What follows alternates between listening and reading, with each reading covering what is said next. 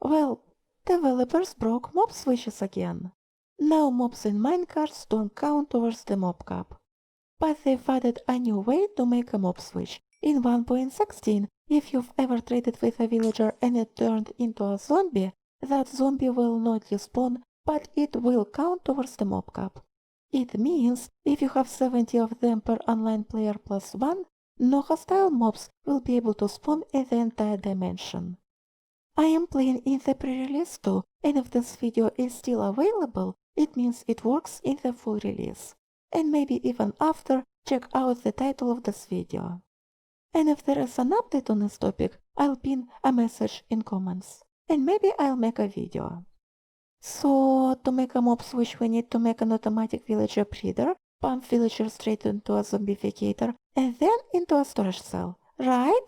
Right? No. You have to trade with a villager at least once to make his zombie self non-respawnable. Thus, we need 5 components. A villager breeder. For this demo, I used Gnembon's villager breeder design. A storage chamber for villagers. A trading station. Here we trade with a villager to make his zombie form persistent. A zombificator. Here we have a zombie with a sharpness 5 axe that will kill a villager in 2 hits. And finally, an anti-cramming storage cell for zombie villagers. Normally, if you would have more than 24 entities in the same spot, all extra entities would get killed. But we can use vines to disable mobs collision, which allows us to have an unlimited amount of entities in the same spot.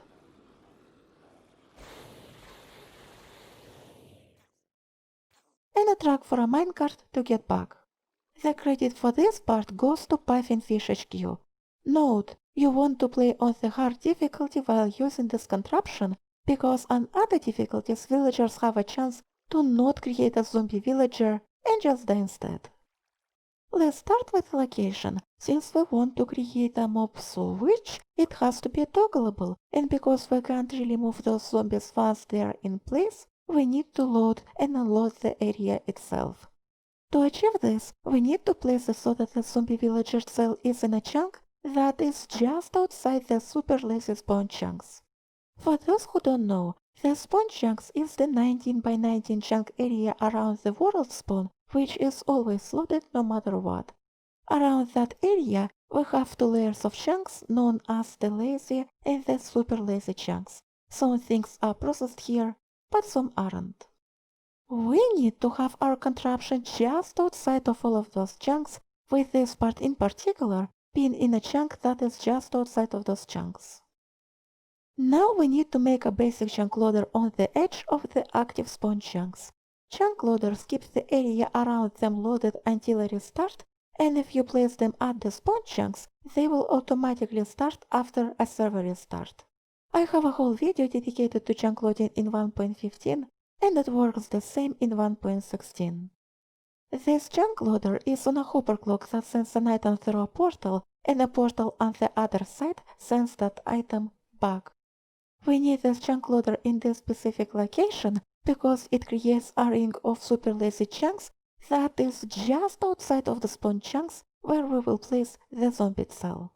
How it works? In lazy and super lazy chunks, entities are not processed, but at the same time they sort of exist, and mobs count towards the mob cap. It means we can have like 701 mobs to support 10 players at the same time, but those 701 mobs won't impact the performance. And if we would place a zombie cell within the super lazy spawn chunks, there would be no way to turn this off to run a mob farm, for example. Next we need villagers. 70 villagers per player plus 1. Each of them has to be traded with. There are a couple of options when it comes to a villager breeder. You have Gnembon's villager breeder, which is faster than the rest, but it doesn't automatically generate food. Then you have Invisible Spider's fully automatic breeder, but it is much slower. There is also Impulse's Fierce design, but I've heard it is not 100% stable. I'll use these two in my world downloads in the description.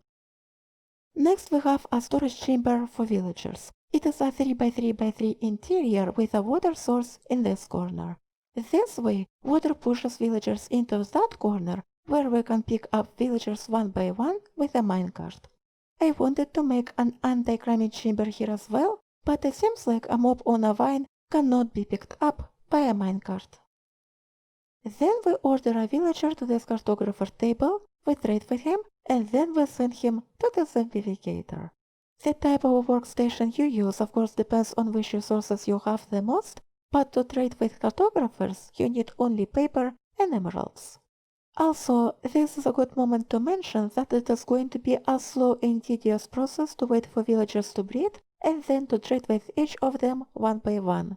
It is fine to make 71 zombie villagers to fill a mob cup for a single person, but 701 for 10 players? Oh boy. Note, spectator players do raise the mob cup. If you want to log in with your camera account, you need to account for 2 concurrently online players, which is 141 mobs. However, if you would have a game rule spectators generate chunks set to false, spectators wouldn't raise the mob cup. Alright, let's send a villager. The zombie with a sharpness 5 axe will convert a villager into hits. It will pop out of a minecart, it will push a minecart onto a rail, and it will fall down into an anti-cramming cell. A couple of notes here. The system isn't 100% stable, and sometimes a minecart can get stuck. But since you use the system only once in a while, I think we can get away with it. Nudge a minecart and it will be fine. Make sure you have non-transparent blocks above this part of the contraption. You don't want the sun to put your zombies on fire. This trapdoor will prevent a minecart from falling down into a zombie chamber, while this trapdoor will create an even surface for a zombie so that it won't get stuck on top of that trapdoor. If you filled up the mob cup but you see zombies spawn around the mob switch at night anyway, it is because of a mechanic known as zombie sieges, triggered by those villagers in a villager breeder. Make sure your mob switch is spawn proof or just don't visit this place. And now let's take a look at the anti-cramming cell. Here we have an iron pressure plate, and when the amount of mobs on top of it reaches to 11, it sends a signal to these 2 pistons, moving those mobs into vines, where they will happily stand in the same spot for eternity. And yes, we actually need this weird setup, because if we would just drop mobs from the top, they would climb upwards, and in that position, their collision boxes are active again, and they would be cramped. And surprisingly, that's all there is to it, but of course we can expand on this. First, you might want another one of these in the nether if you would like to get rid of hostile mobs in that dimension. And given 1.16 changes, it is something you might want more now than ever before. Also, you might want to move the mob switch away from spawn, because if you would have it next to spawn, it would be accidentally loaded from time to time. And if there are only 71 mobs, that's okay.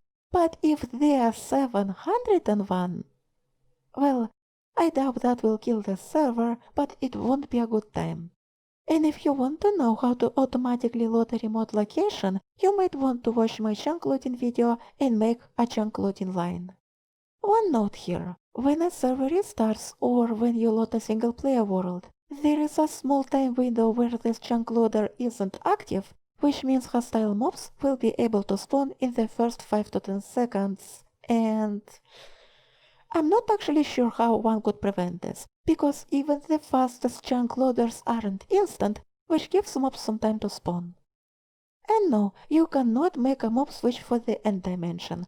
There is no way to chunk load the end. So, yeah. And if this contraption won't be broken by the release of 1.16, I am going to build one in my Datapacks Let's Play, after I set up my villager pipeline. Bye bye.